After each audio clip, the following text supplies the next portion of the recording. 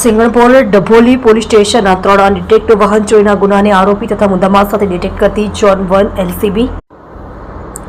મહેરબાન police commissioner સાહેબ શ્રી સુરત શહેર નાઓ તથા ખાસ પોલીસ કમિશનર શ્રી સેક્ટર 1 તથા નાયબ police commissioner Shri Alok Kumar zone 1 Surat શહેર નાઓએ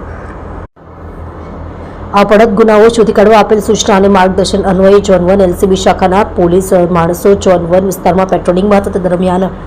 હેડ કોન્સ્ટેબલ હરિસિંહ ભગવાનભાઈ તથા હેડ કોન્સ્ટેબલ આનંદકુમાર રજેન્દ્રભાઈ નાઓની સંયુક્ત બાતમી હકીકતના આધારે વરાછા સરદાર પોલીસ ચોકી પાસેથી ચોરીની મોટરસાયકલ વેચવા નીકળેલા આરોપી જયરાજ તથા